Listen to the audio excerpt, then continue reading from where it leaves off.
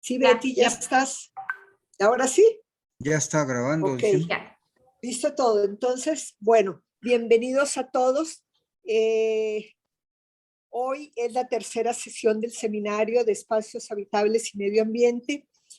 Presentarán la doctora Laura Isabel Romero Castillo y el maestro Manuel Lerín Gutiérrez. Ambos van a presentar los proyectos, los resultados del proyecto de investigación colectiva sobre cambio climático y el proyecto colectivo en el cual también participan Beatriz y yo. Entonces, damos comienzo a la presentación de los resultados de investigación al término del proyecto de la doctora Laura Isabel Romero Castillo. Bueno, buenas tardes. Antes que la doctora comience su presentación, voy a hacer leer una breve semblanza. Laura Isabel Romero Castillo es tiene licenciatura en Arquitectura por la Facultad de Arquitectura de la Universidad Nacional Autónoma de México, un posgrado en Planeación Urbana y Regional, una maestría en Arquitectura, Investigación y Docencia en el área de Urbanismo por la Facultad de Arquitectura en la Universidad Nacional Autónoma de México, y doctora en Ciencias y Artes para el Diseño en el área de Investigación y Gestión Territorial en la Universidad Autónoma Metropolitana, Unidad Xochimilco. Es profesora investigadora en la división de CIAD de la UAM desde el 1989. Y voy a compartirles algunas de sus publicaciones. El desarrollo ambiental en la cuenca del Papaloapan, Colofón, México, donde tiene coautoría con la doctora María Eugenia y otros en el 2017. Otra es Prediagnóstico Socioambiental Ecorregional del Colorado, en avances de las mujeres en las ciencias, las humanidades y todas las ciencias, en el 2014. Investigación y diseño, una publicación, anuario del posgrado en CIAD, Investigación y Diseño número 9, con el capítulo El papel de la ciencia e innovación ecotecnológica en el diseño ambiental, en 2013. Memorias del segundo foro bioclimático binacional Ciudad Juárez, con el capítulo Diseño ambiental en la cuenca del Papaloapan, análisis comparativo de San Juan Bautista, Valle Nacional y San José Chiltepec, Oaxaca, México, 2013. Diseño ambiental con enfoque interdisciplinario, 2 estudios de caso de México, Caracas, 2012. Arquitecturas de la globalización, con el capítulo Impacto de la arquitectura globalizada en las ciudades del tercer mundo, en México, 2007. Los problemas de los espacios habitados y el medio ambiente, perspectiva desde las ciencias y artes para el diseño, en CIAD UAM X, fue coordinadora en esta parte con la doctora igual María Eugenia. Medio ambiente, ecotecnologías y vinculación social, en 2002. Algunos artículos publicados en revistas especializadas, habitabilidad, medio ambiente y ciudad, en revista Ciudades, en 2001. Los universitarios y la recuperación del centro histórico en espacio diseño. Presentación de proyectos del tronco terminal de la carrera de arquitectura en el fideicomiso del centro histórico y en el Museo de la Ciudad de México. Sanatorio de la comunidad de Obringheim, Alemania, en revista Diseño y Sociedad. Renovación urbana en la Ciudad de México, en revista Diseño y Sociedad. Y como participación en programas de investigación, pues es parte del área de espacios habitables y medio ambiente, y tiene más de 50 ponencias en eventos especializados en México, Centro y Sudamérica. Entonces, bueno, ahora, si gusta, doctora, puede iniciar con su presentación. Sí. Muchas gracias, Betty. Ujú. Bueno, pues muchas gracias a todos por acompañarnos el día de hoy.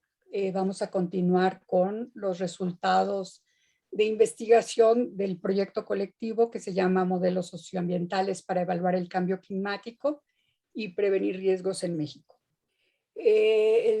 La temática que quiero abordar, la problemática que quiero abordar es el incremento de población urbana y deterioro ambiental del campo y de la ciudad.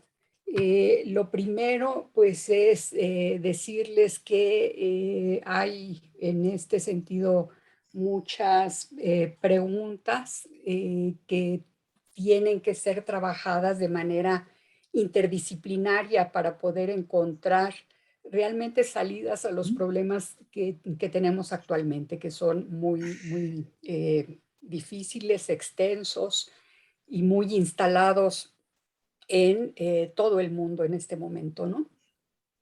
Y las preguntas serían, ¿hasta dónde puede incrementarse la población urbana y la extensión de los asentamientos humanos? Yo creo que es algo importante. No podemos imaginar una población urbana y un olvido del medio rural, que esa es una pésima combinación. Lo otro es cómo lograr una vida digna en los poblados rurales de zonas vulnerables en México, que es de donde proviene una buena parte de los migrantes, de los inmigrantes hacia nuestras o las grandes ciudades en el país, entre ellas la Ciudad de México. Y también tendríamos que preguntarnos cómo podemos imaginar o si podemos imaginar una mayor dependencia alimentaria en México.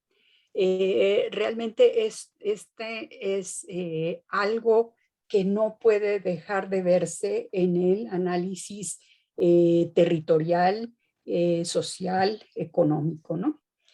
Y a partir de eso, pues cómo todos estos elementos combinados hacen crisis en el momento que nos encontramos en la pandemia, ¿no?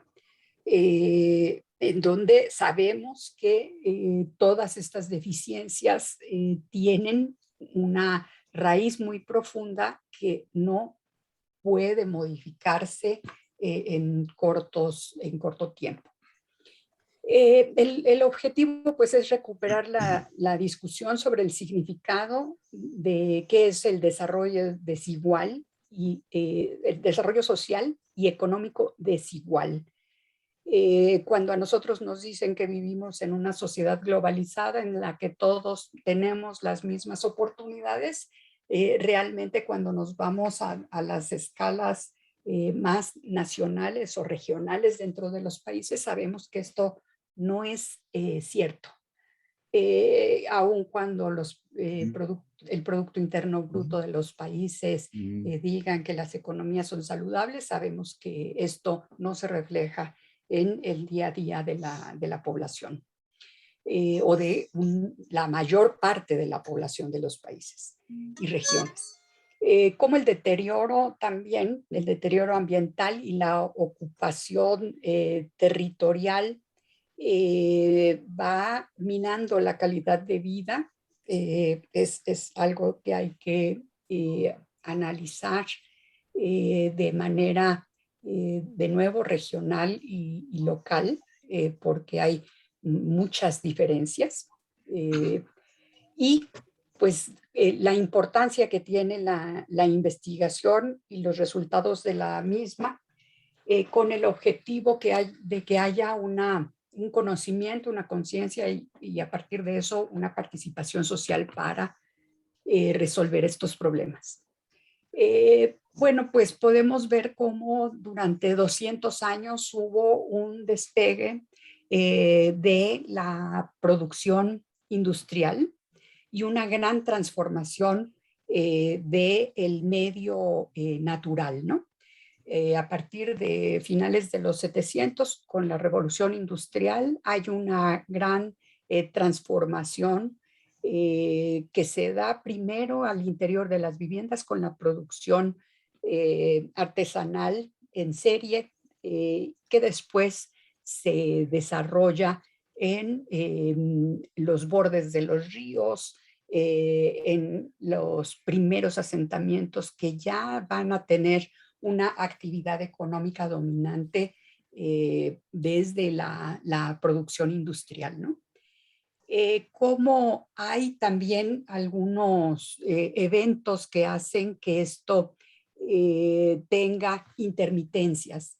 Después de la Segunda Guerra Mundial, vamos a ver que si bien había un desarrollo industrial de los países más desarrollados que cubrían los mercados internacionales, a partir de la Segunda Guerra Mundial, hay la necesidad de que aquellos países centrales afectados por la Segunda Guerra Mundial requieran pues, recursos para su reconstrucción y por lo tanto hay un desarrollo industrial que tiende a sustituir las importaciones a partir de los 50 hasta los 70. Esto significa que, por ejemplo, para el caso de México, haya una política de desarrollo de parques industriales, en donde se va a dar, pues, en las principales ciudades que tradicionalmente se habían desarrollado, Guadalajara, Monterrey y Ciudad de México, Estado de México, por supuesto. Y bueno, pues llegamos a una crisis que se observa como una crisis de recursos, en donde la pregunta es, ¿efectivamente la población puede seguir creciendo o no? Porque los recursos son limitados, ¿no? Era una pregunta que ya se había hecho con anterioridad, pero aquí se hace un alto y creo que de manera más sistemática y también con la participación de muchos más actores se hace un diagnóstico importante, ¿no? Hay entonces una política eh, que tiene que ver con el límite de crecimiento y el agotamiento de recursos. Para el caso de México y de otros países, pues se experimenta una crisis petrolera adicional a esto, lo que hace que pues un ingreso de recursos importante para el país se reduzca y pues esto tiene un impacto en el consumo, la inversión y el empleo, ¿no? A partir de 1970. De manera paralela, podemos observar que esa influencia que tienen los países europeos básicamente después de la Segunda Guerra Mundial, pues impulsan a través de la reconstrucción el mercado, un mercado que tiene que ver precisamente con la edificación de las ciudades, ¿no? Muchas de estas ciudades aprovechan este momento para reorganizar sus asentamientos, para poder replantearse cuáles son las formas más adecuadas de incorporación de infraestructura, vialidad, de oferta de servicios, de una manera distinta a las ciudades históricas, ¿no? Para ese momento. Entonces, este efecto de la Segunda Guerra Mundial tiene la parte de una reactivación económica. Entonces, vamos a ver cómo en ese periodo todavía existe pues la Guerra Fría entre los países socialistas y Estados Unidos, ¿no? Y un bloque de países capitalistas. Vamos a ver cómo en ese periodo también, para el caso de México, lo que decíamos, ese incipiente desarrollo de la industria tiene un efecto en la migración campo-ciudad y esto, por supuesto, en la disminución de la producción agrícola. Podemos ver en estos datos cómo hay una caída drástica de 1940, 19% de producción agrícola, en 58 el 17%, para 1981 caemos al 8%, y en el 94, cuando ya hay un auge importante del neoliberalismo en México, pues llegamos a un 2%. Y podemos nosotros ver que hay un incremento en el sentido inverso de la población. ¿Qué quiere decir? Que, bueno, pues va a haber un gran conflicto en la posibilidad de mantener ciertos niveles de alimentación, pero no solo eso, sino de fuentes de empleo en el campo y en la ciudad. Entonces, vamos a ver que además este 2% no es algo generalizado en el país, sino que va a tener una mayor participación la población o la región de la frontera con Estados Unidos, ¿no? En donde hay agricultura de riego y hay ganadería que en una buena parte es para exportación. Entonces vamos a ir viendo cómo hay una configuración diferenciada también del territorio, ¿no? Entonces, bueno, pues a partir de esa crisis de los 70s, en donde lo que se observaba era pues que iban a haber deficiencia en los recursos y que había que hacer algo.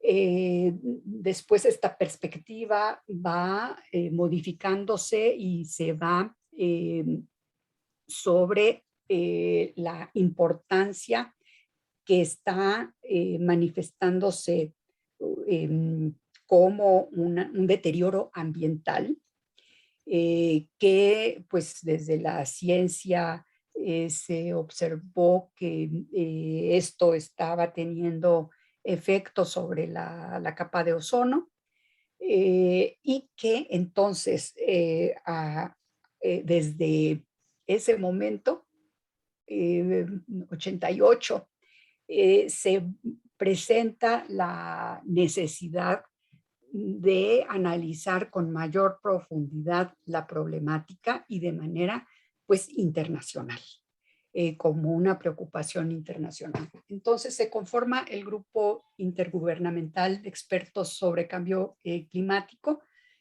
cuyo objetivo es precisamente ver cómo hay un deterioro en todos los elementos, como puede ser el agua, el aire, cómo impacta el desarrollo urbano, la producción industrial, y empiezan a generarse también parámetros de cómo medir este impacto, ¿no?, ambiental.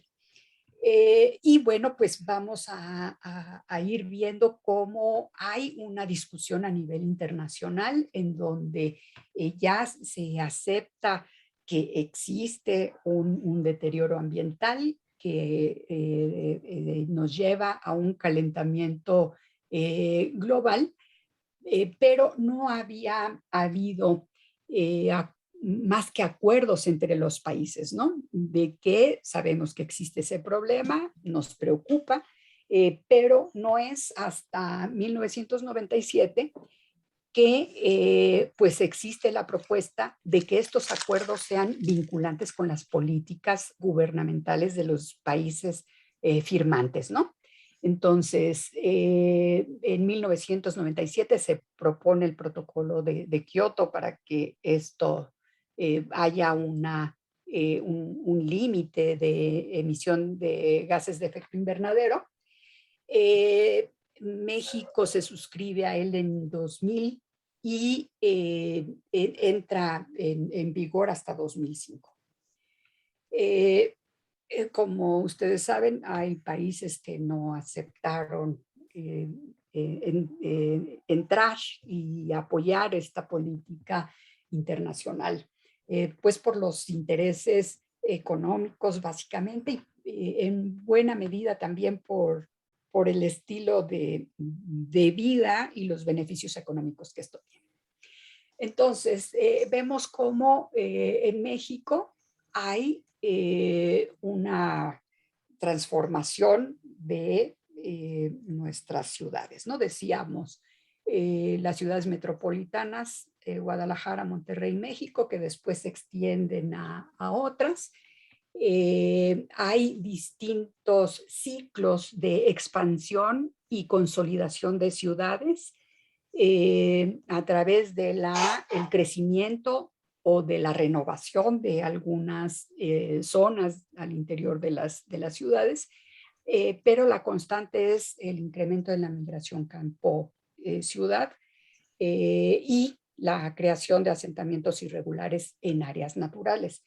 Como podemos observar para el caso del entonces Distrito Federal, pues van a ser las áreas centrales las que reciben a la población rural en esas primeras olas, ¿no? En los 90 vamos a ver que hay otras políticas que hacen que el crecimiento se vaya hacia otros lugares. En el ámbito internacional también tenemos que hay un interés de que la competencia de regiones económicas esté basada en acuerdos comerciales, es decir, en el cerrar los mercados regionales con base en la definición o la determinación y el acuerdo de aranceles, de tal manera que aseguren la producción de ciertas mercancías con precios acordados en estas regiones. Y vemos que, bueno, pues en el caso de México, Estados Unidos y Canadá, pues México siempre está a expensas de lo que define el capital de esos otros países. Por un lado. Por el otro, sí hay una gran colaboración por parte de los gobiernos de México para facilitar esta apertura comercial, que pues llega a un punto importantísimo a partir de 1994 con la firma del Tratado de Libre Comercio, pues ya esta apertura va a permitir que haya una gran competencia, ¿no?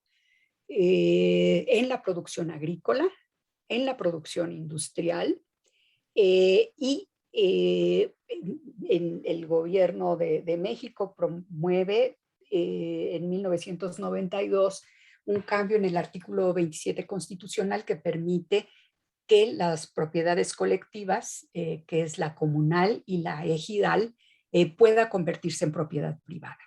¿Qué quiere decir? Que se empiezan a modificar estructuras muy importantes sobre las cuales no solamente estamos hablando de la propiedad de la tierra, sino la organización social que sostiene esta propiedad de la tierra y esta autosuficiencia en las distintas regiones del país. Entonces, de nuevo, todo lleva a que haya una mayor profundización del abandono del campo. ¿Por qué? Porque los precios comerciales de productos importados hacen que se desplome la capacidad adquisitiva de la población. Por un lado, es más fácil comprar que producir, ¿no? Estos artículos de primera necesidad, entre ellos los alimentos.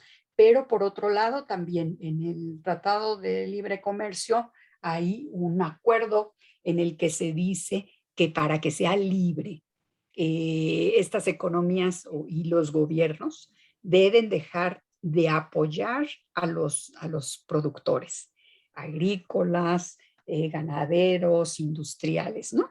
Y dicen que la competencia es la que se encargará de reorganizar esta economía, ¿no?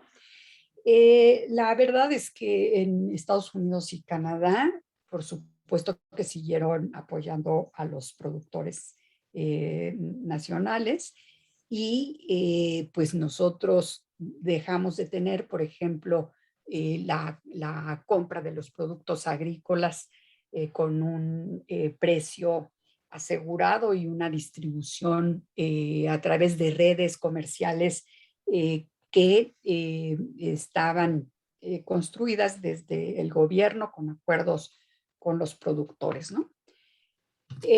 Vamos a ver entonces que toda esta actividad va a tener un impacto en la concentración, por ejemplo, de la industria, ¿no?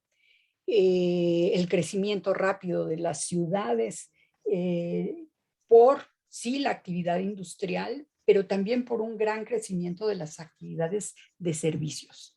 Es decir, administración gubernamental, privada, las inversiones inmobiliarias pasan a tener un gran peso en las economías y vamos a ver que pues hay una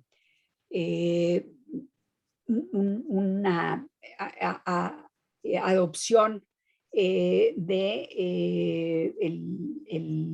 la regulación para disminuir la generación de gastos de efecto invernadero, en donde pues vemos que los que estaban en mayor desacuerdo van a ser precisamente Canadá y Estados Unidos, ¿no?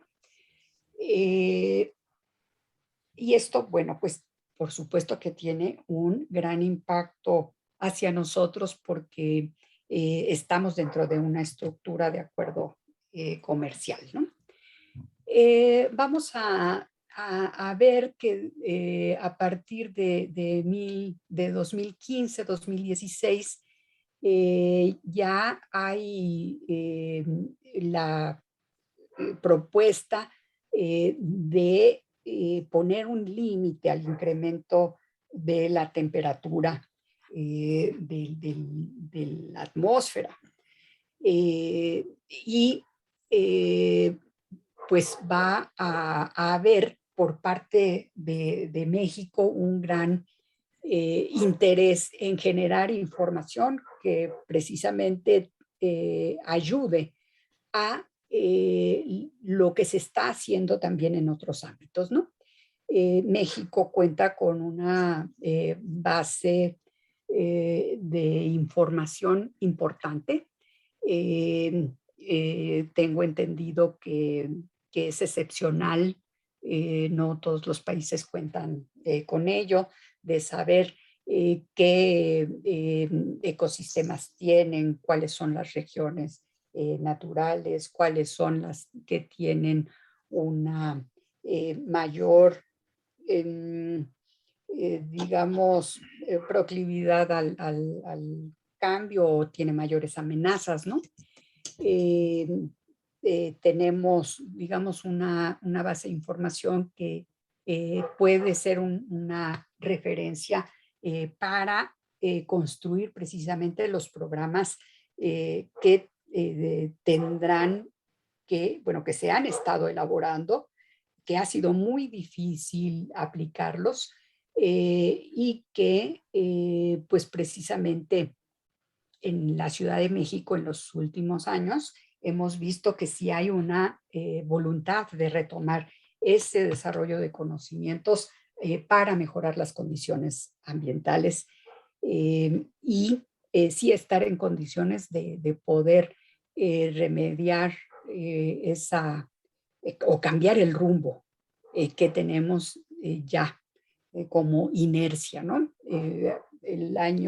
Este mismo año se dice que, bueno, es difícil revertir esta tendencia, pero que se tiene que hacer todo lo posible. Entonces, ante este abandono del campo, la cancelación de los precios de garantía, la falta de préstamos y apoyo técnico para esa producción agrícola, ganadera y por lo tanto también pues la posibilidad de vivir en el campo de manera digna con los mínimos necesarios, ¿no? Vamos a ver que como referencia pongo un ejemplo, el ejemplo de la producción de maíz, dado que pues es uno de los alimentos de mayor importancia en México, ¿no? Vemos que hay un incremento de importaciones a partir de 1994, que es cuando empieza el auge del neoliberalismo y hay un gran apoyo de México del gobierno de México en ese sentido. Entonces, en el 94 hay 2.2 miles de toneladas de importación de maíz. Para el 2000, 6 años después, se duplica y más. Para el 18, pues ya son 16.2 miles de toneladas de un producto básico que consumimos absolutamente todos los días, ¿no? Y que es el principal alimento para una buena parte de la población de nuestro país. Eso lo hizo el segundo importador en el mundo, después de Japón. Y bueno, México era exportador antes, todavía a finales de los 70s, ¿no? Entonces vemos cómo este abandono del campo y especialmente de este producto básico, pues por supuesto que a los que más afecta son a estos pequeños productores, ¿no? En el ámbito mundial se calcula que se requiere duplicar la producción de alimentos en los próximos 30 años. Entonces, claro, hay que ver que hay una diferencia entre las regiones y los países, porque, bueno, pues esto es un número global, ¿no? Una aproximación global. Entre los impactos socioambientales del abandono del campo que encontramos, pues hay un incremento de migración del campo a la ciudad. El abandono del campo lleva a una pérdida del sustrato agrícola. Si nosotros observamos cuál es el proceso de transformación de estas áreas naturales, pues es los ecosistemas originales que se transforman, llámese bosque, selva, se talan para crear espacios, se han talado para hacer espacios de producción agrícola, pero esto va cambiando las características físicas, químicas, biológicas, en el momento que se abandona la producción agrícola, ¿no? Es un ecosistema, un agroecosistema, que si se conserva la producción anual, conserva ciertas características, pero en el momento que se abandonan, se pierde la capa vegetal, pero también todas sus propiedades, por supuesto. Y esto lleva a un proceso de certificación y pues a todos los eventos que estamos viendo en este momento, ¿no? Como hay una serie de escorrentías de distintas escalas que están modificando esas condiciones de los ecosistemas de las regiones naturales, pero también pues estamos viendo los efectos en los asentamientos humanos, ¿no? Hay una alteración de los microclimas y de los ecosistemas, una reducción de los cuerpos de agua dulce, porque pues hemos visto cómo durante mucho tiempo se pensó que pues el agua nunca iba a agotarse, y bueno, se han hecho sistemas que la envían directamente a los drenajes. Y bueno, pues desgraciadamente podemos observar impactos altísimos, ¿no?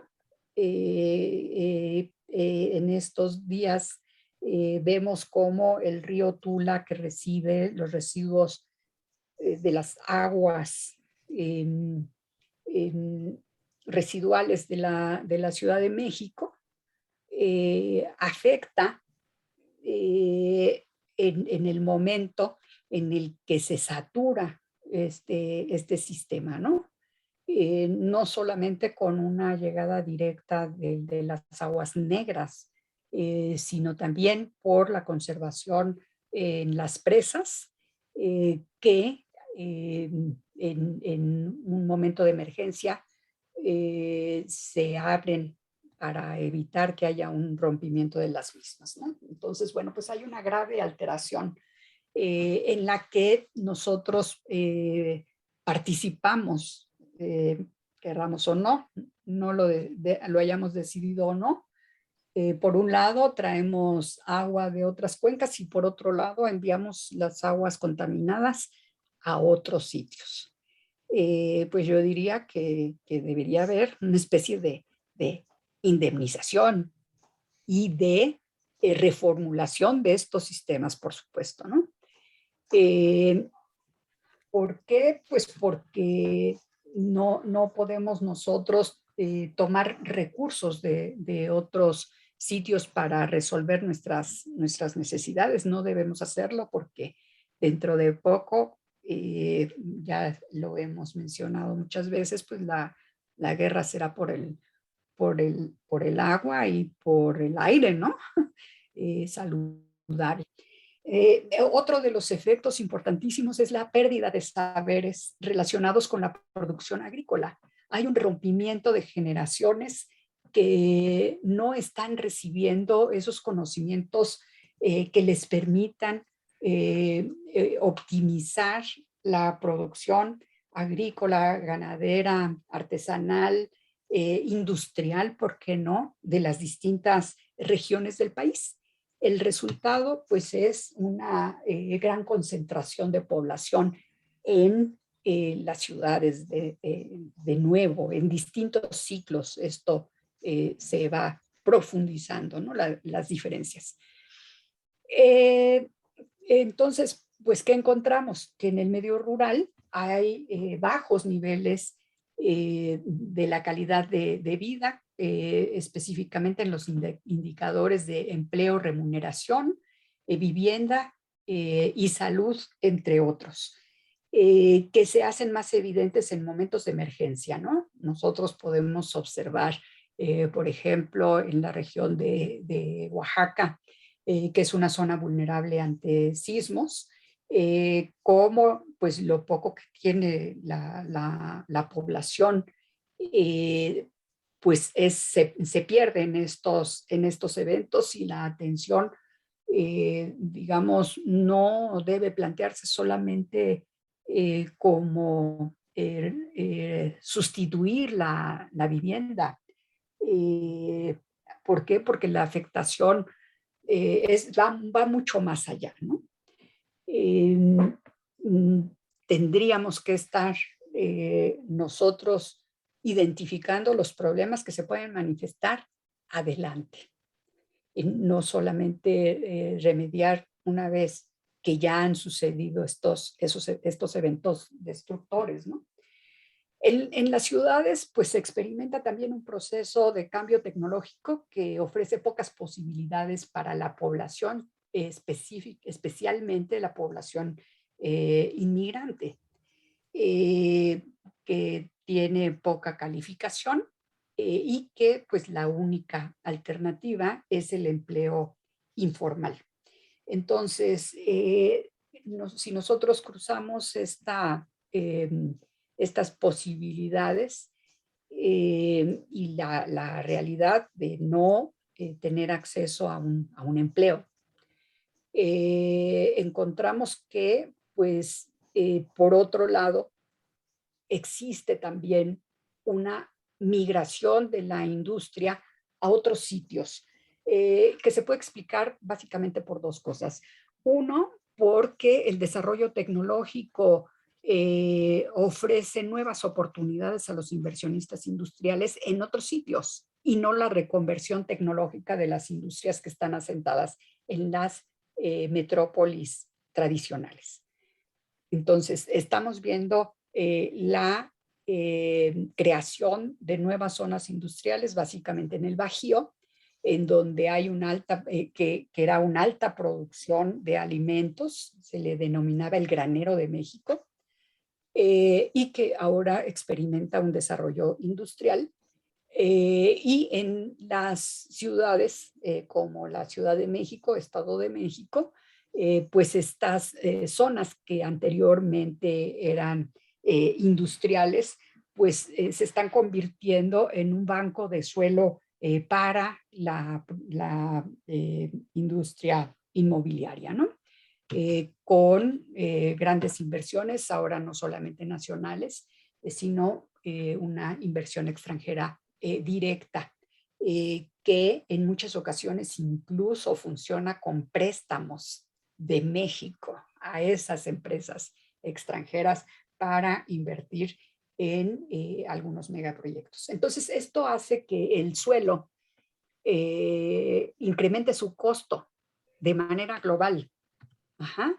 Entonces, las familias que tienen pocas posibilidades de incorporarse a las actividades de administración, de industria, las residuales, de servicios en la ciudad, no tienen alternativa de conseguir suelo, porque el precio del suelo está determinado precisamente por estas grandes inversiones, ¿no? ¿Qué encontramos por el otro lado? Que esto se manifiesta en que el año pasado hubiera ya un 79% de población urbana en México. ¿Qué quiere decir? Que en verdad nosotros estamos muy, digamos, se manifiesta el desinterés, por un lado, de incentivar esa producción del campo agrícola. Hay también un abandono de la población rural que está haciendo esfuerzos que en la mayoría de las ocasiones, en muchas regiones, sobre todo, decíamos, Guerrero, Oaxaca, Chiapas, son regiones de autoconsumo. Ajá. Pero pues lo que estamos haciendo es depender alimentariamente de una producción extranjera. Ajá. ¿Qué quiere decir? Que pues llegará el momento en el que nos tendrán que definir precios y nosotros no podemos decir que no, porque sería la única alternativa, ¿no? Pero ¿qué sucede también con el territorio.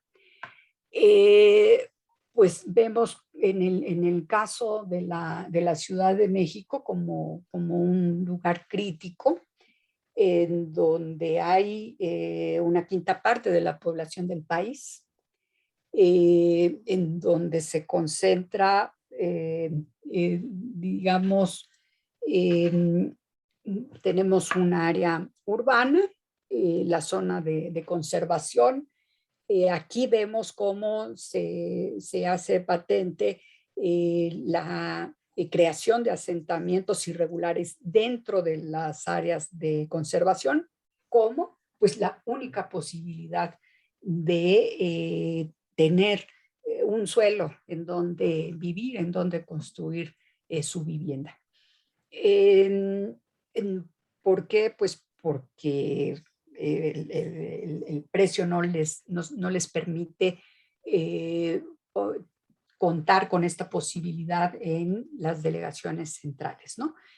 Por un lado. Por el otro, también hay elementos que tienen que ver con pues la existencia de una propiedad de suelo en áreas en donde hay tenencia ejidal y comunal, que pues lo permiten, una, por el crecimiento natural de los habitantes de la zona, de la población, perdón, de la zona, y otra por la venta irregular, ¿no? de suelo. Entonces, hay en verdad una pelea muy, muy fuerte entre la administración y la sociedad organizada en ese sentido. ¿Cuál es la posición de los gobiernos o cuál había sido la posición de los gobiernos? Pues permisiva, porque eso también les permitía tener un apoyo político, ¿no? En este último periodo lo que hemos observado es que realmente hay una mayor fuerza e intención para recuperar estas áreas naturales. Se han construido distintas alternativas para poder reubicar a la población en algunos casos o contar con la organización social de estos asentamientos para que se autorregulen y que no haya un mayor crecimiento y por lo tanto afectación de estas zonas. Podemos observar, por ejemplo, que uno de las zonas que mayor crecimiento ha tenido pues es Milpalta, lo podemos observar aquí en la tasa de crecimiento de población, y en el periodo de 95 a 2015, 20 años, y que también destaca por la baja densidad de población, de habitantes por kilómetro cuadrado. Kilómetro cuadrado generalmente se utiliza para las áreas rurales, ¿no? ¿Qué quiere decir? Que, bueno, pues hay una gran expansión de estos pequeños asentamientos, pero bueno, pues sabemos que están en un área muy frágil en la parte media de la cuenca, en donde hay muchas dificultades para el abastecimiento de agua, pero también para el tratamiento de todas las aguas residuales. Por otro lado, tenemos una recarga acuífera importante para abastecer el 70% del agua que consume la Ciudad de México, ¿no? Entonces vamos a ver cómo estos asentamientos irregulares se concentran más en Xochimilco, Tlalpan, Milpalta y Tláhuac. Y yo destacaría que Milpalta y Tlalpan, por sus grandes extensiones, tienen pues otros, bueno, las 4 delegaciones, pero más Milpalta, Xochimilco y Tlalpan, tienen grandes dificultades porque el personal que le da mantenimiento, que hace programas para las áreas rurales, que controla la tala de árboles de manera informal, la creación de asentamientos humanos. El personal es muy poco. Los programas de apoyo a la población para que estén al pendiente de, pues, de que los usos de suelo y la conservación de las áreas naturales se dé, pues realmente es mínima. Entonces es una empresa muy, muy difícil que tiene necesariamente que pasar por los acuerdos sociales, ¿no? Entonces, pues vemos que en suelo de conservación está prohibido construir. Solamente hay algunos usos precisos que están permitidos, y esto con un porcentaje de un 2%, por ejemplo, para algunos de los usos, ¿no? Vamos a ver que pues rebasa el 70% de la superficie de las delegaciones críticas, ¿no? Por otro lado, observamos que todavía en lo que ahora se conoce como Ciudad de México, que esto da para otra sesión, porque yo creo que hubo un grave error el considerar que la Ciudad de México sea el perímetro de lo que fue el Distrito Federal, es decir, no se reconoce que existen áreas rurales, ¿no? Pero en este perímetro que se conoce ahora como Ciudad de México, hay 300 kilómetros cuadrados de tierras agrícolas. Hay un 90, de esos un 90% es de producción temporal, y de esa producción temporal el 80% de esa superficie cultivable es de maíz y avena, en parcelas que van de 1 a 3 hectáreas. Entonces son pequeñas propiedades, ¿no? Quiere decir que efectivamente, si nosotros observamos que los bosques, que es lo que caracteriza a esta área natural, a esta zona de conservación, se deja de apoyar en la producción agrícola, porque pues ya tiene vocación agrícola, pues vamos a estar sujetos a otros graves problemas, ¿no? Como decía anteriormente, las escorrentías, que observamos cuáles son las características del agua en estas avenidas, en esta temporada de lluvias, ¿no? Es tierra vegetal, la capa vegetal que se está perdiendo. Y que por otro lado, pues es una posibilidad de producción de alimentos para el Valle de México, además de las producciones en el interior de las áreas urbanas, ¿no? En plazas, camellones, jardines, que ya está impulsándose por parte de la sociedad. Entonces, este 76% de las tierras agrícolas se encuentran de nuevo en Tlalpan, Milpalta, Tláhuac y Xochimilco. Entonces, la importancia de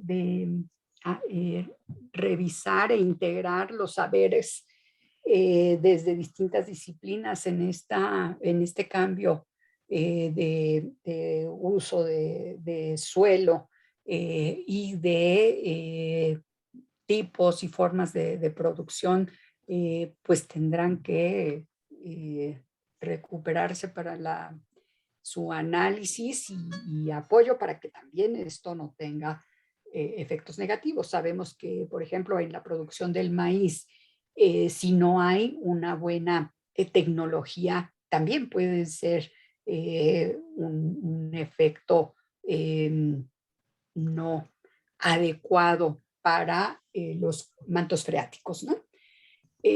Por lo tanto, pues necesitamos del desarrollo, del conocimiento científico y tecnológico de las mejores prácticas en este sentido. Por el otro lado, pues hay una falta de opciones de suelo y vivienda de interés social. Hemos visto que hay en la propuesta del nuevo programa de desarrollo de la Ciudad de México, programa integral, no recuerdo en este momento el nombre exacto, pues se está planteando el desarrollo o la incorporación de vivienda en 8 corredores importantes dentro de la ciudad. Sin embargo, ahí se dice vivienda de bajo precio, ¿no? Pero pues vivienda de bajo precio relacionado con qué. Y de nuevo, aquí podríamos decir que, bueno, pues habría que integrar también programas, no solamente de vivienda nueva, sino de predios con servicios o incluso renovación de vivienda, porque existen áreas sumamente deterioradas que son un riesgo para la población que vive en esos sitios, también por las altas densidades, ¿no? Y me refiero básicamente en las delegaciones centrales, en áreas que tienen ya más de 50 años de construidas, sin planeación, sin los mínimos necesarios para tener una vida, pues, saludable, ¿no? Alta densidad de construcción, alta densidad de población. Vemos que también específicamente en estas delegaciones que hablábamos hay desacuerdos entre las autoridades y propietarios, ejidatarios y comuneros, que hacen valer también sus derechos. Pues son dueños de las tierras, bueno, más bien del usufructo de las tierras, porque es una propiedad colectiva. Y pues ahí hay un tema legal, pero también de mucho trabajo entre gobierno y sociedad para que esto en verdad se observe como un problema colectivo y que al ser un problema colectivo requiere también de una participación colectiva para la solución de estos problemas, ¿no? Vamos a ver que también hay asentamientos en zonas de alto riesgo. Nosotros lo vimos en el 85, lo volvimos a ver en el 2017 y pues estamos empezando a ver ahora una nueva, algo esperado, por supuesto, los asentamientos que se dan sobre los cerros con cortes a 90 grados, ¿no? En donde, pues está bien, ya estaban incorporados en el Atlas de Riesgo, pero pues no es suficiente con que estén identificados. Tendría que haber programas que nos lleven precisamente a estos momentos de manifestación, ¿no? De estos riesgos y la vulnerabilidad de la población asentada. La contaminación de suelo, de agua. En términos generales, en México, en el tema delicado de la vivienda, pues hay un 52% de vivienda que se considera habitable. El 48% restante requiere de ampliación y reparación. Esto habría que considerar que también en términos de de lo que se considera oficialmente como vivienda, ¿no? Hemos visto que el tipo de vivienda deseable, adecuada, no es la misma en las áreas rurales, urbanas o en las distintas regiones ambientales del país. Pero en términos globales, esta es la información. Quiere decir que pues hay población que en verdad por generaciones ha estado viviendo pues en los límites, ¿no? Vamos a ver, esto ya lo había comentado, en los 11 corredores hay proyectos de vivienda de interés social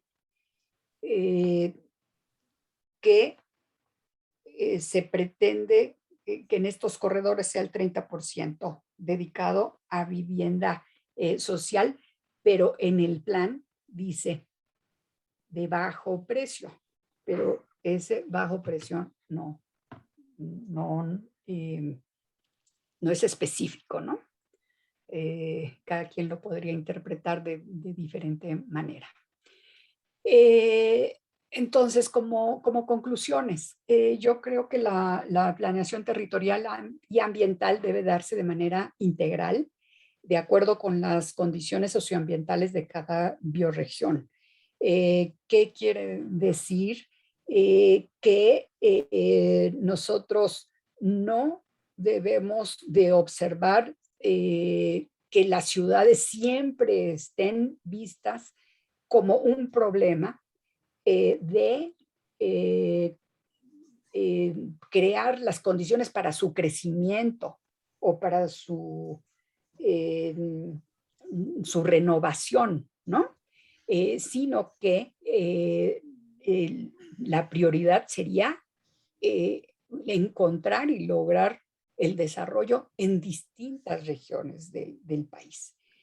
El incremento de la población urbana nos lleva a una mayor dependencia alimentaria, que está totalmente ligada con el abandono del campo, el crecimiento de las ciudades. Y si nosotros pensamos que el 80% en 10 años puede llegar al 90%, pues no me imagino cómo vamos a pretender lograr la producción alimentaria necesaria y suficiente para la población, por un lado.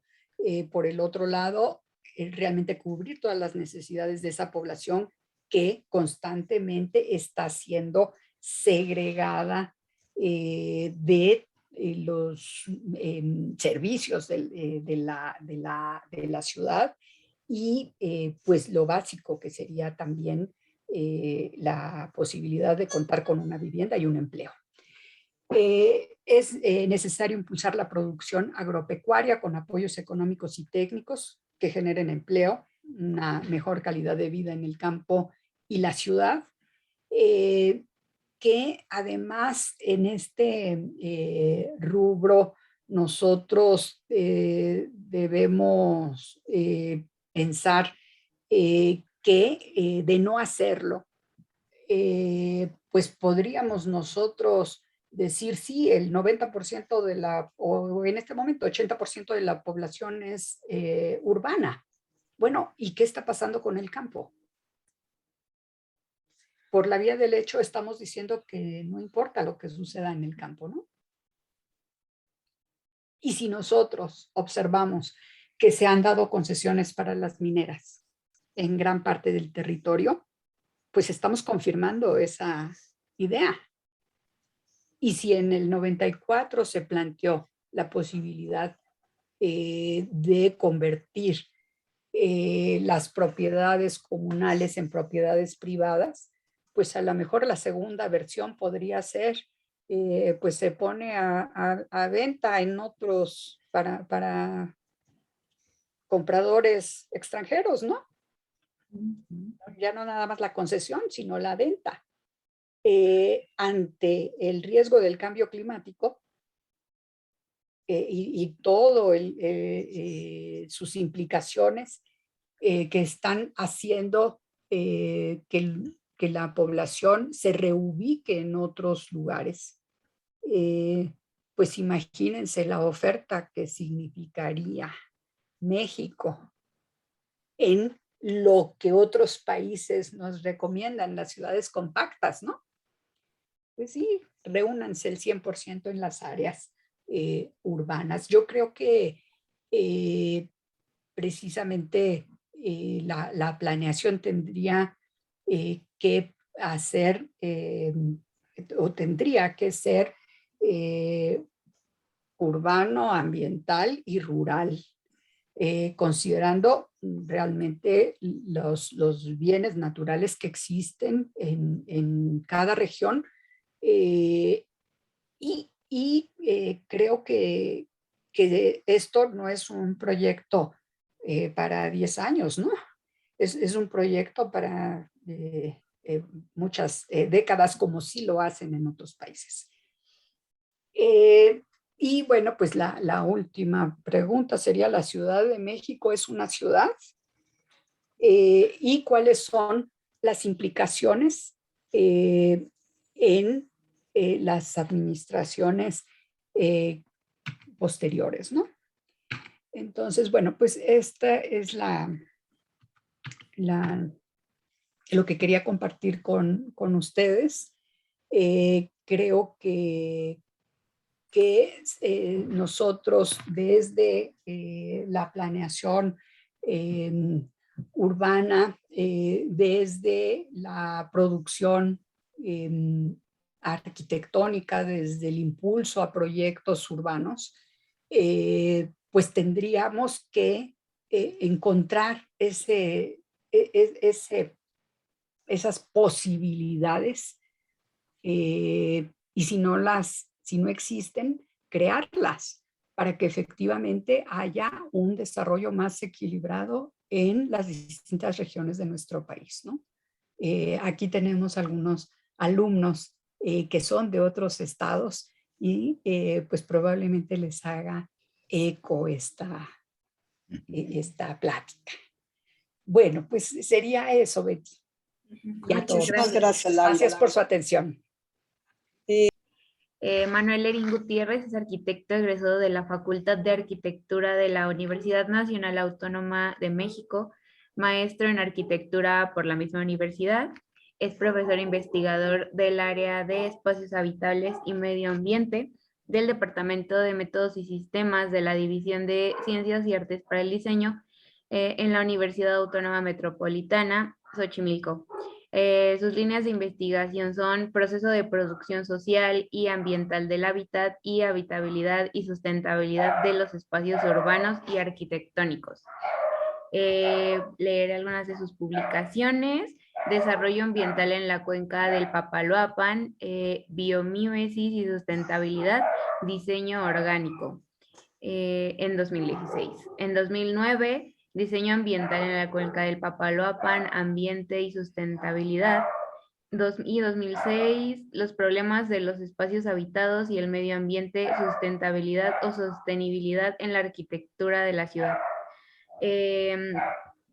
Como otras actividades, ha sido coordinador de la licenciatura de arquitectura en la división de CIAD en UAM, jefe del Departamento de Métodos y Sistemas de CIAD, igual en UAM Xochimilco, secretario académico de la División de Ciencias y Artes para el Diseño, también en UAM Xochimilco. En convenios académicos, tiene convenio de colaboración entre la Delegación Cuauhtémoc y la UAM Xochimilco. Esto fue en 2014. Convenio de colaboración entre UAM Xochimilco y la École... ¿qué? Perdón, es que está en francés. En sí, ¿verdad? francés. Pero que es como el Colegio Perdón. Nacional de Arquitectura de París, ¿no? Sí. Ok, La Villette de ajá. París. Del 2000, en 2012 y 2013. En comisiones dictaminadoras, es miembro titular designado de la Comisión Dictaminadora Divisional de CIAD de 2015 a 2017 y miembro de comisiones dictaminadoras de área y comisión dictaminadora de recursos. Dirección de Programas de Investigación, bueno, Jefatura de Departamento de Métodos y Sistemas y Secretaría Académica.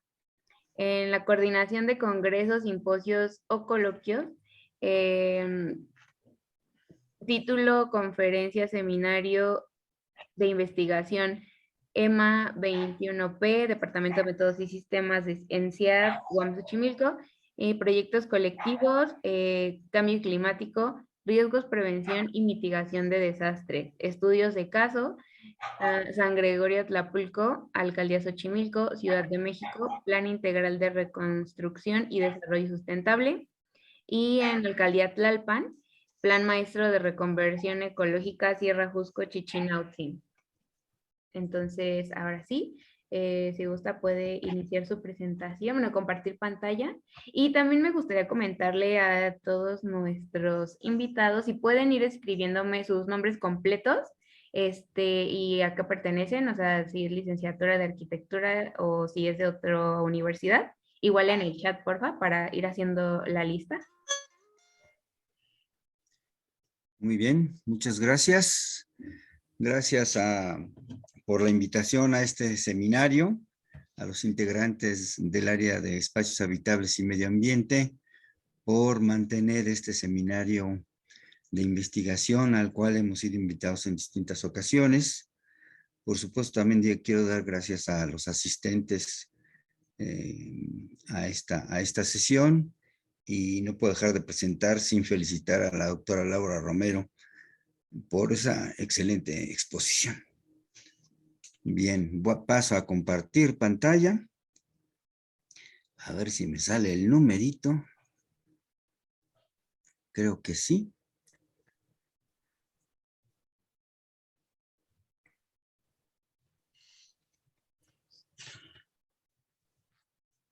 Ahí va es que mi maquinita ya se tarda.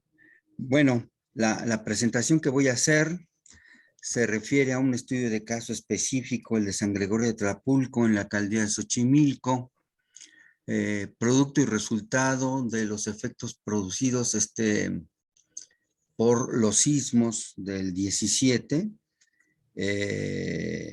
en diferentes aspectos y condiciones realizados en este evento. Este proyecto está relacionado con dos proyectos de investigación colectivos. Uno es el de modelos socioambientales para evaluar el cambio climático y prevenir riesgos en México, conducido por la doctora María Eugenia Castro, y el otro proyecto es el de prevención y mitigación de desastres y cambio climático y sustentabilidad y espacios habitables en México, escenarios futuros, conducido por el doctor Salvador Duarte Yuriar.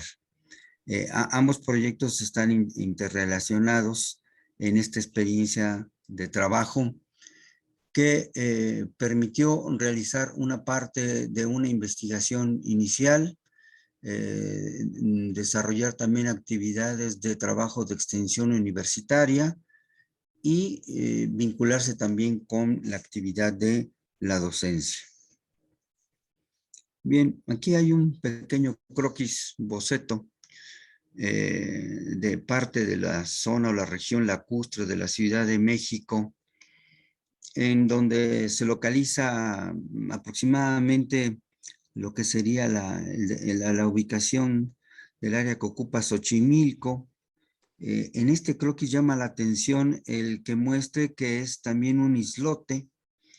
Hay que entender que en ese momento la Ciudad de México, la entonces Ciudad de México, México Tenochtitlan, fundamentalmente estaba articulada por calzadas, albarradones, que es una especie de sistemas de diques o de control de los sistemas de aguas de la propia ciudad, así como un conjunto de diferentes caminos donde la estructura fundamentalmente de comunicación era ribereña, o sea, era alrededor de la estructura lacustre, ¿no? Esta porción sur está configurada por la laguna de Chalco y los lagos de Xochimilco. Arriba tendríamos las lagunas de Texcoco, México, Tenochtitlan, y habría otras 2 más al norte, con una extensión muy amplia esta región que hoy día se ha visto totalmente modificada por los diferentes procesos de transformación históricos, sociales y ambientales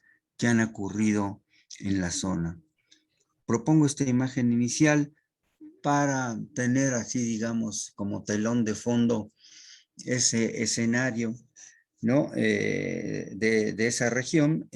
Aquí, si ustedes se fijan en la ribera, aparece un pequeño asentamiento que es Atlapulco y que pareciera, por lo que indica la simbología, estaba unido, estructurado por este conjunto de calzadas y albarradones como parte de los sistemas de control hídrico, ¿no?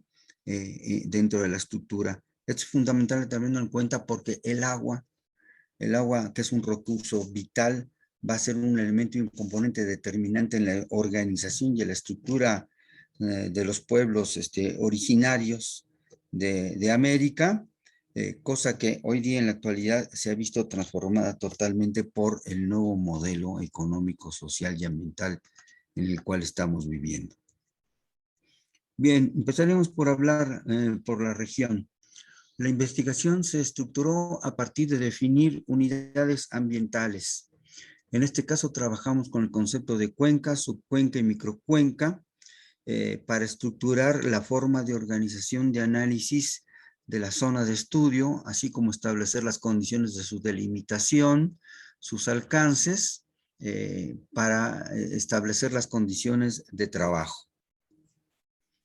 La cuenca, bueno, es una que en particular en la zona de Xochimilco se significa por estar estructurada y organizada a partir de la zona o el área llamada Chinampera, que como ya por ahí se mencionaba, es esencialmente un área de origen productivo, agrícola, ¿no?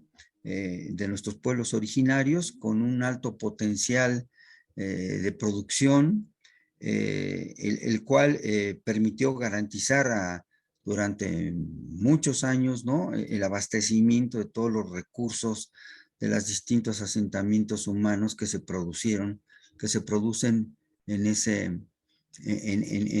zona lacustre. Bueno, los antecedentes, en este caso vamos a hablar ya de manera específica de San Gregorio Atlapulco, ¿no? Es un caso curioso del San Gregorio Atlapulco. Parece ser que no hay un antecedente muy claro y definitivo sobre el origen, vamos a llamarlo mesoamericano, del asentamiento.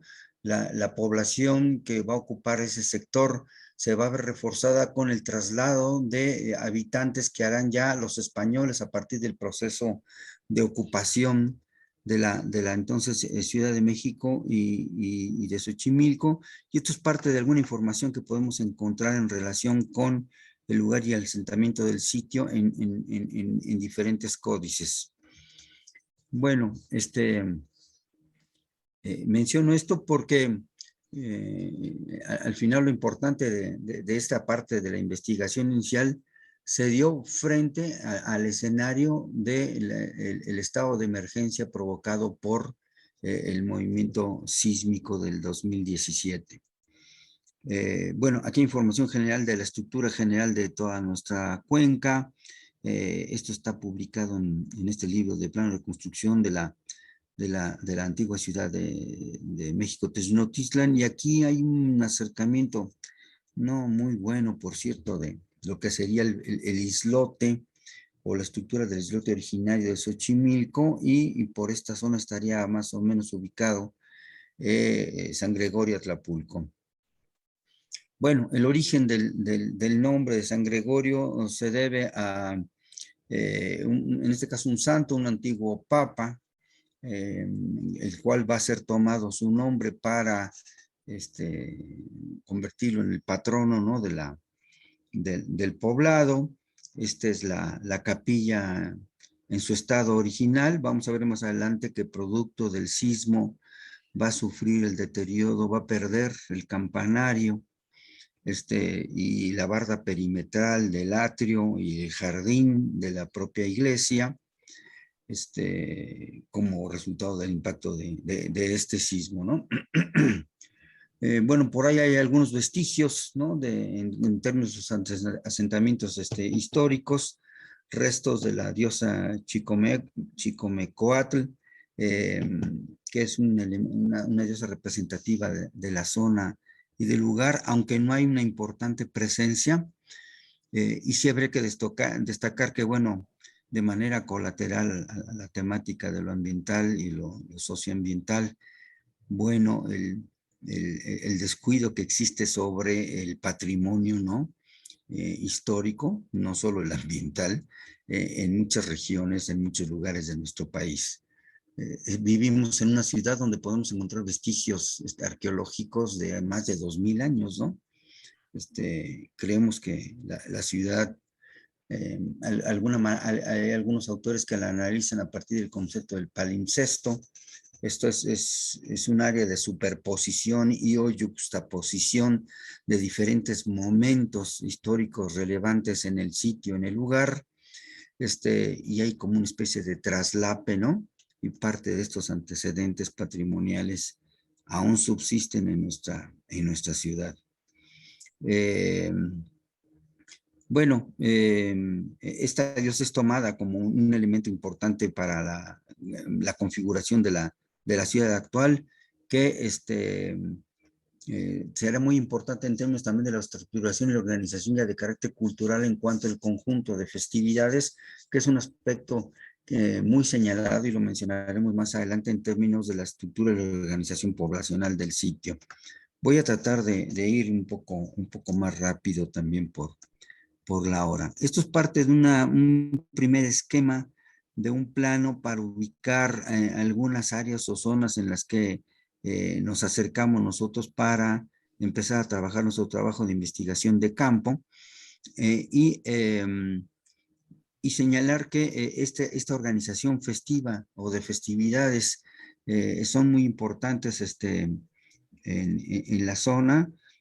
Además se han ganado una forma de denominación que se llama chicuarote a la población de este sitio, que obviamente incluso durante el momento posterior al sismo mantuvieron esa actividad de festividades y peregrinaciones y eventos de carácter cultural, que creo que va a ser un componente también muy importante para esto que también se mencionaba.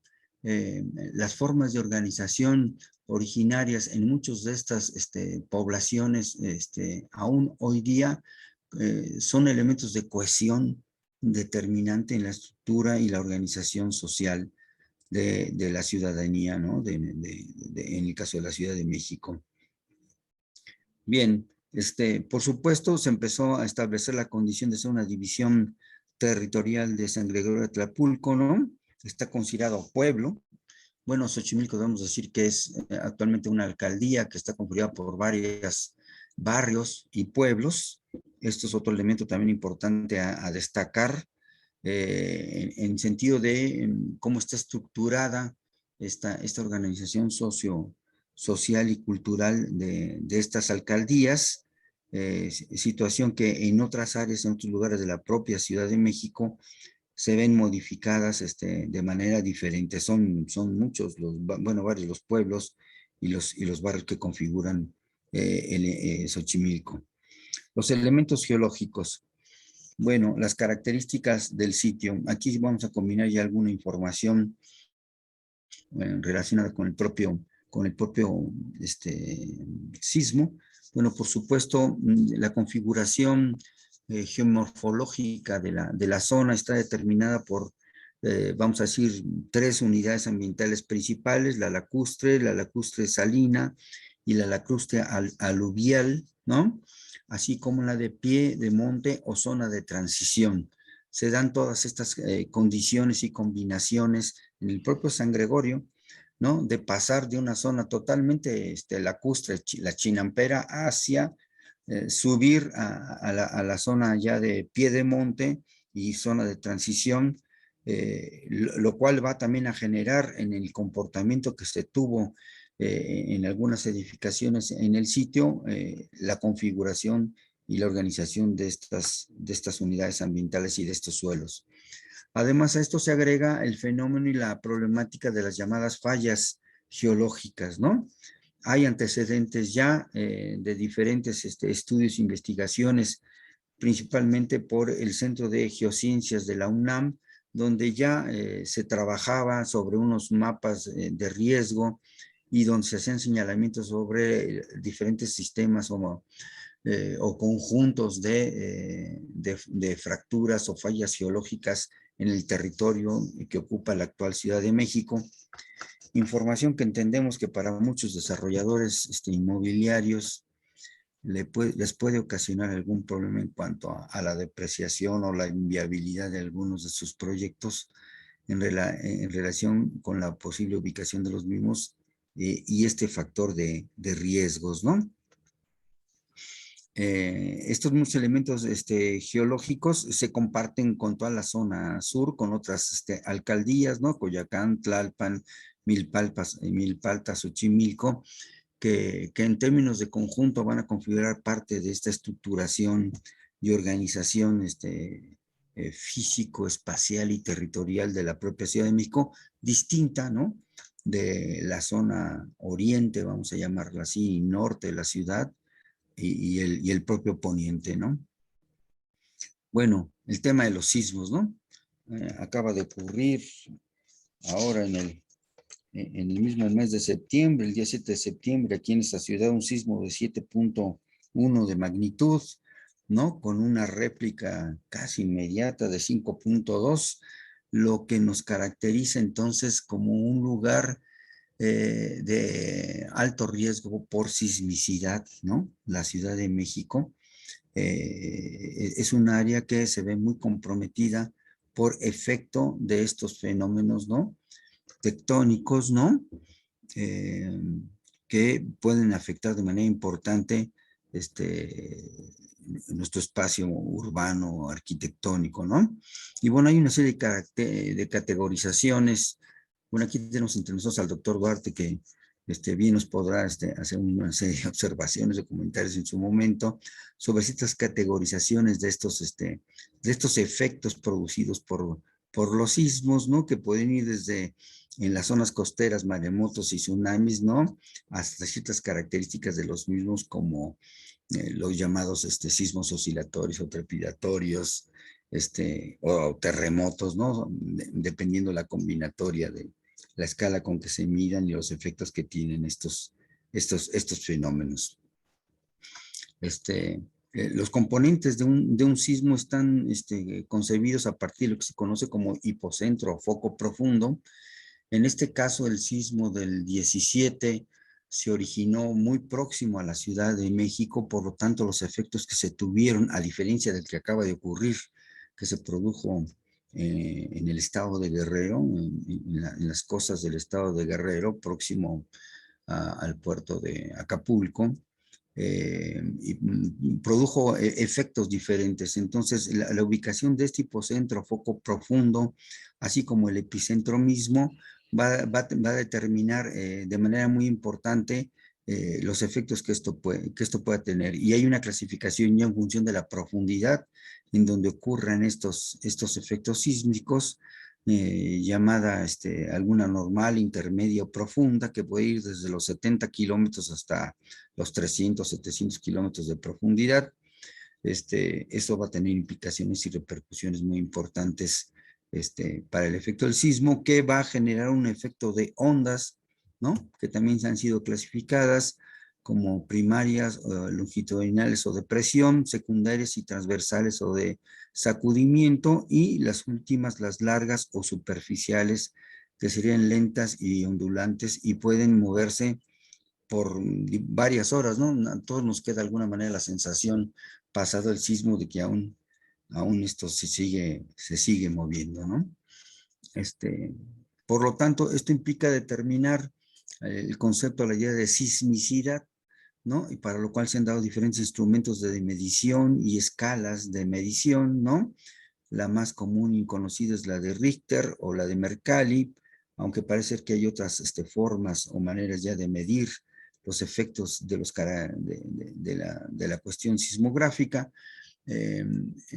Cabría señalar que en este sismo del 17, a pesar de la existencia del sistema de alarma sísmica con que cuenta la ciudad, se vio retardada la respuesta de esta alarma justamente por el origen del propio sismo, dado que el diseño de este sistema de alarma está pensado más hacia la ocurrencia de sismos en las costas sureste de la República, más que de lo que se llamó este efecto de sismo de intracapas, ¿no? Aquí próximo a la Ciudad de México. Bueno, ahí vienen las caracterizaciones en el caso de la escala de Mercalli, más bien está analizada a partir de los efectos por la sensación que produce y la respuesta social en función de la magnitud que pueda tener el propio sismo. Y, y aquí, bueno, aquí se menciona justamente lo que ya decía yo sobre el sistema de alerta sísmica que existe para que tomemos previsión.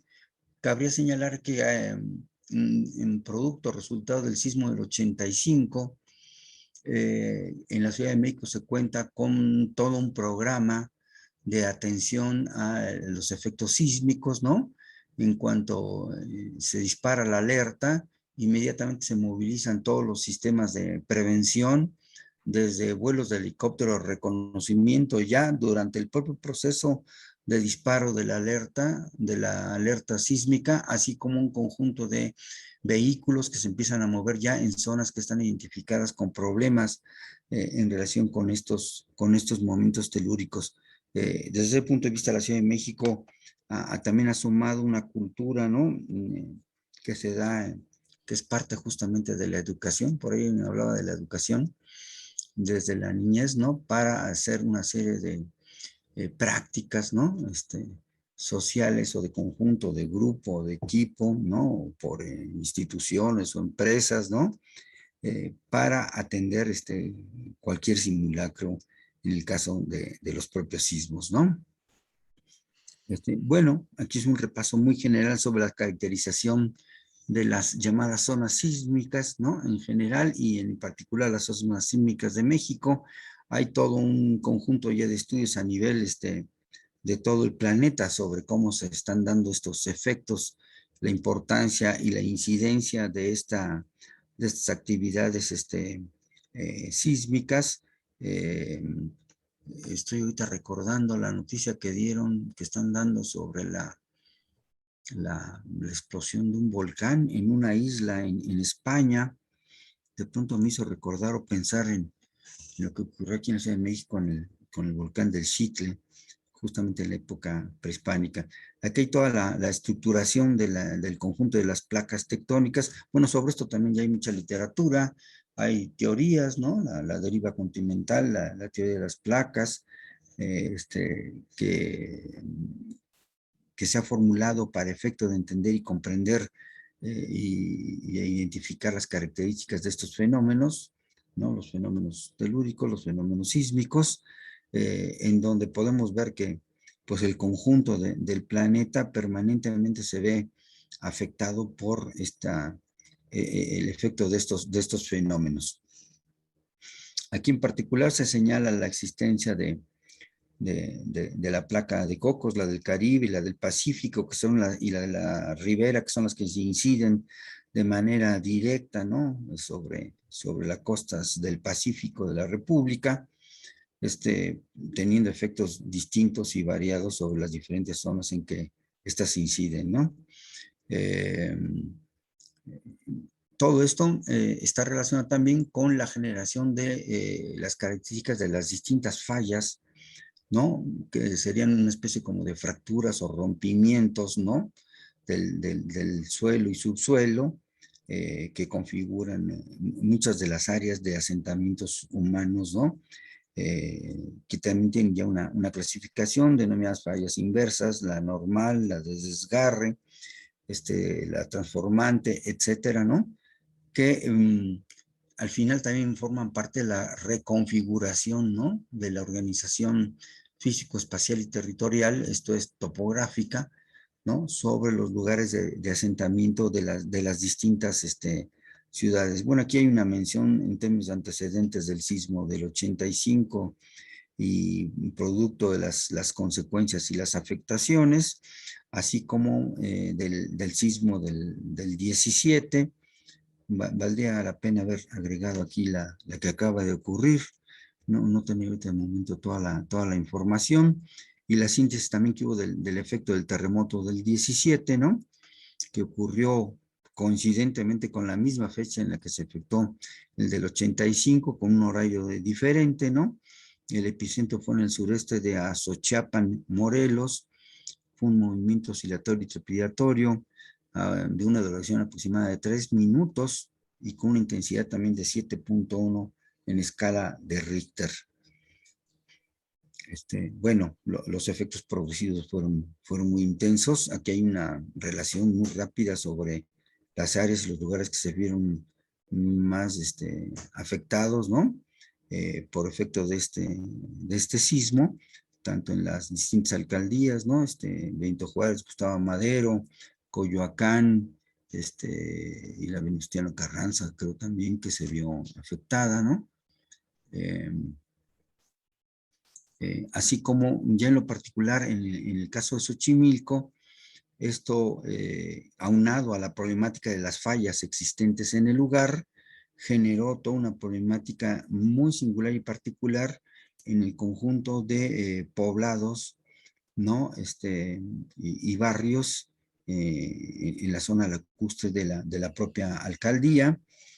Y bueno, se publicaron algunas informaciones como estas, ¿no? Donde se señalaban las áreas de fractura o fallas geológicas, que se localizaban ya en las distintas zonas en donde ocurrió el sismo. Acá arriba tenemos lo que se denomina zona lacustre o área chinampera.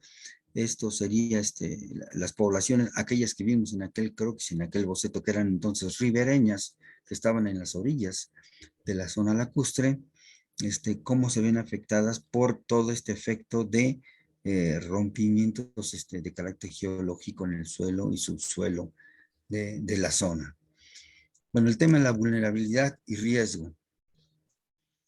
Producto justamente de esta configuración tan distinta de suelo y subsuelo, así como los antecedentes en la reconfiguración de las formas de ocupación del territorio que se han dado en la zona, tenemos diferentes efectos, ¿no?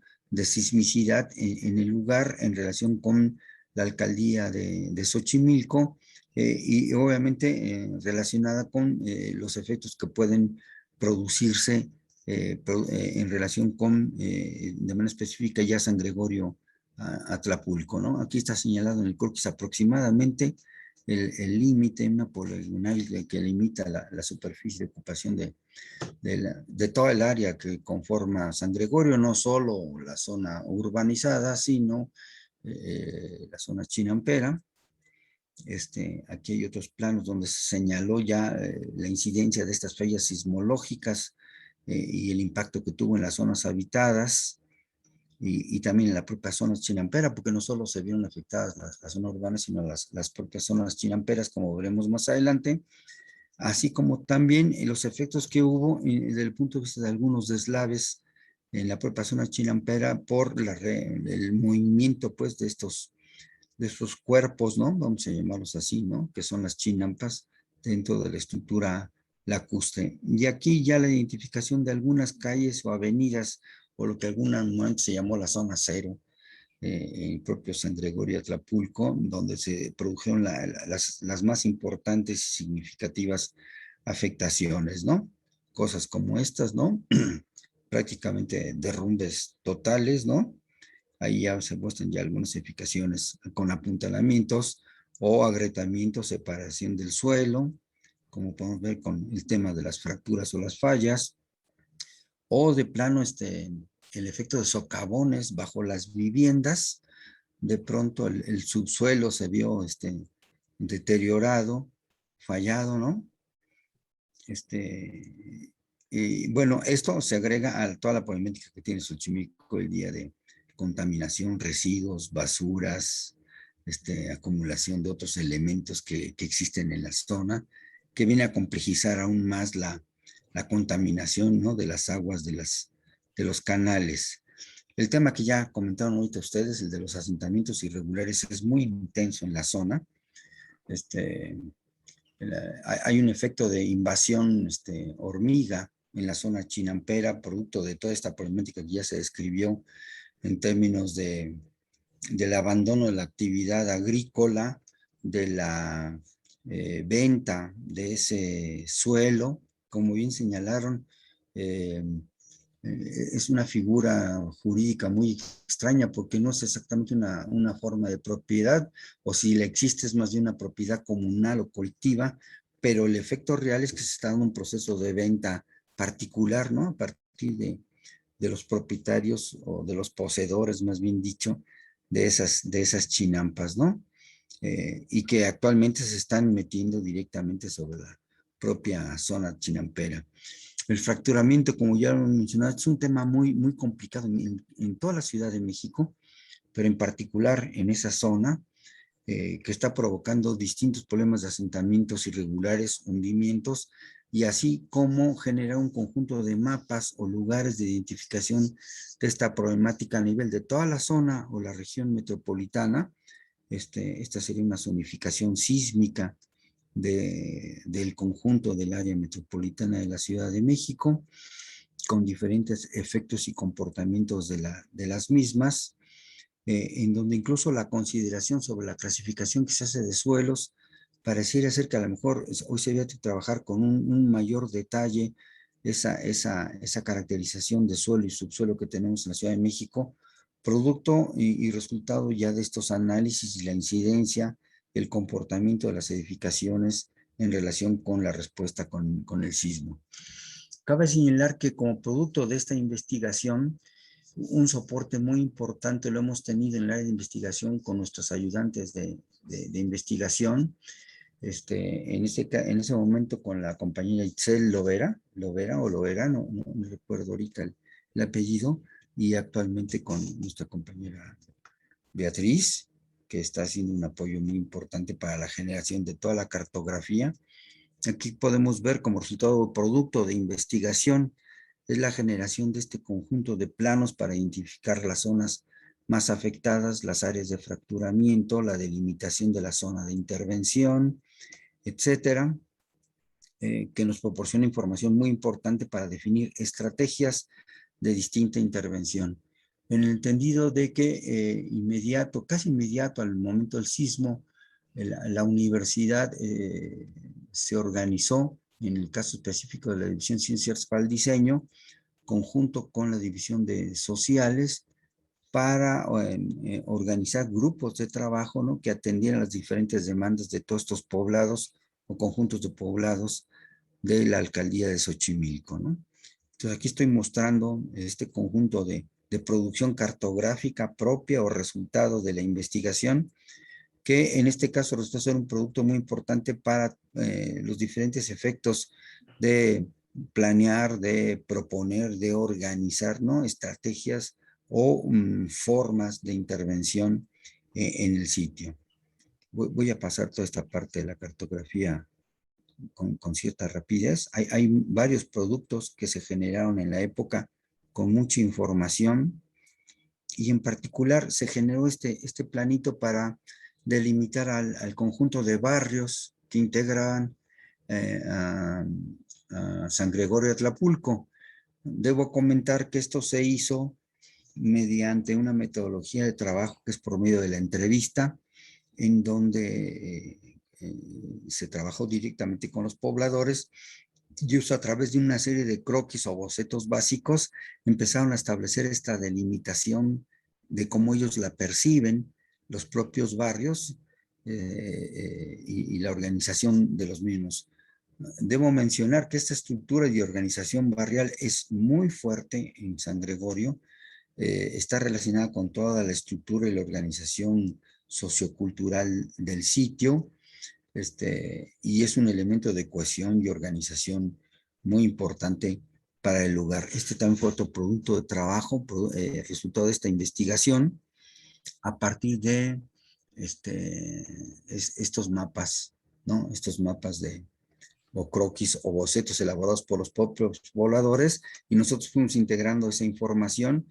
Quiero decir que esto tiene un cierto grado de aproximación, no es un plano definitivo sobre la configuración de estos barrios de San Gregorio, pero ya es una primera pauta para poder establecer ciertas condiciones en cuanto a la organización y la estrategia de intervención. Entonces, en este caso, aquí hay un primer ya producto o conjunto de productos, que es todo el material cartográfico, y en particular este plano de barrios, para establecer una condición de intervención en la zona y trabajar en ella. Está grabando esto así, a la entrega de unos certificados para atender muchas de las demandas que ellos habían hecho a nivel de la vivienda. Aquí se muestran imágenes de las sesiones del montaje de una exposición en el sitio, con los diferentes propuestas y anteproyectos. Participaron varios grupos, unos eran de onceavo, doceavo trimestre. Mi grupo era de séptimo trimestre, y llevaron sus diferentes propuestas y proyectos. Aquí hay una especie como de reunión o asamblea para dirigirnos a la comunidad y presentar estas propuestas en el sitio. Aquí se les está entregando los certificados para atender parte de sus requerimientos y necesidades. Y de manera particular nosotros desarrollamos anteproyectos para atender las temáticas de vivienda, que había, bueno, ahí tuvimos la oportunidad de que los muchachos trabajaran con los usuarios directos, ¿no? Los habitantes directos de las viviendas que estaban con problemas, y se hicieron los levantamientos de esas viviendas, se generó todos los planos necesarios para las mismas, así como algunos modelos, ¿no? Y unas maquetitas de trabajo para mostrarlos, para llevarlos a la exposición, con sus cuadernos o sus memorias técnicas y el soporte de todos los planos para el desarrollo de estas propuestas. Todos estos son temas de vivienda. Son distintos proyectos, todos con usuarios reales, y también empezamos a adelantar algunas propuestas en el orden del equipamiento. Todo esto con miras a la integración de información para estructurar un plan de desarrollo integral para la zona. Repito, esto es producto de trabajo de un grupo de séptimo módulo de la carrera de la licenciatura en arquitectura de la UNAM Xochimilco. Este era un proyecto para reestructurar y organizar justamente la plaza principal, ¿no? Aproximadamente, bueno, mírenlo con muchas ganas, esto sería una abstracción de la actual capilla con su jardín, una reestructuración de la misma. Por supuesto, ese es todo el estudio del entorno y del contexto en términos de análisis de imagen urbana, todas las implicaciones de orden ambiental, urbano, infraestructura y las distintas arquitecturas generadas en el sitio, porque son áreas que se han visto muy transformadas por justamente el efecto por un lado, la autoconstrucción o definitivamente la creación de edificios totalmente nuevos en la zona, ¿no? Se generaron distintos proyectos también para atender el mercado. El mercado quedó muy afectado, entonces se hizo toda una repropuesta de reorganización del mercado. En todos los casos, repito, había una memoria técnica, planos y láminas de presentación. Todo esto se produjo justamente para la exposición que ya mostramos. Un módulo deportivo también hay en San Gregorio, que existe un área para actividades deportivas, un área para la coordinación territorial y casa del adulto mayor, que existe también ahí en San Gregorio. Hay todo un anteproyecto muy interesante, muy completo, desarrollado por los compañeros. Esto es lo que hemos comentado, el proyecto de la parroquia de San Gregorio, el mercado, un deportivo, una casa de coordinación territorial y casa de adulto mayor, que era también un área que se estaba requiriendo atenderla. Todo esto fue a través del conjunto de relaciones que establecimos con los pobladores en el sitio, las distintas propuestas hechas para la Casa de la Cultura de San Gregorio, un jardín de niños, el Cocochitli, que también tuvo problemas ahí de carácter estructural, la biblioteca y museo Casa Habitación, que es la que vieron que estaba totalmente derrumbada. Es un sitio donde una persona se había hecho la tarea de conservar todos los archivos históricos de San Gregorio Atlapulco, y tenía una pequeña área que él llamaba biblioteca y también era su vivienda, y todo aquello se vino abajo con el sismo. También hacía una propuesta para un panteón, un cementerio en el propio San Gregorio Atlapulco, y además de esto, fuimos invitados por el doctor Duarte a colaborar con el proyecto UAM-X, que yo lo llamé así, el de Universidad Sustentable y Segura frente a Desastres, en donde compartimos la tarea y se generó también material cartográfico en principio para ubicar la propia delegación. Los alumnos establecieron todo el conjunto. Estas mismas fichas técnicas que ven aquí se utilizaron en el caso de San Gregorio. El doctor Duarte nos hizo favor de darnos el apoyo con la firma para el director responsable de obra de esas fichas, que también las aplicamos directamente en la UAM. Y aquí solo quiero mostrar rápidamente, ¿no?, el resultado del levantamiento y el trabajo que realizó el mismo grupo que atendió los dos proyectos, el de la UAM y el de San Gregorio de Atlapulco, en un trimestre. Y se elaboraron todas las fichas técnicas, hay todo un documentote. Esto es solo de un solo edificio, en donde hicimos todos estos levantamientos. Bueno, creo que voy a dejar entonces hasta aquí la presentación. Por supuesto, ofreciéndole mis disculpas por los problemas técnicos. Yo señalaría como conclusión, a pesar de que fue en un corto tiempo, este inicio de trabajo para atender toda esta temática de la vulnerabilidad y riesgos. En este caso concreto, un caso sería el de la universidad y otro caso sería el de San Gregorio de Atlapulco. Se pudieron generar algunos resultados de trabajo en diferentes niveles. Por un lado, en cuanto a la conceptualización de la problemática, de esto de la vulnerabilidad, riesgo y la mitigación contra desastres, así como la generación de material cartográfico para trabajar una propuesta de un plan integral para San Gregorio, y poder ofrecer también un conjunto de respuestas en el orden de algunos anteproyectos ante demandas muy, muy específicas de parte de la población, producto y efecto del sismo. Yo creo que hasta aquí la dejaría por el momento. Salgo de compartir.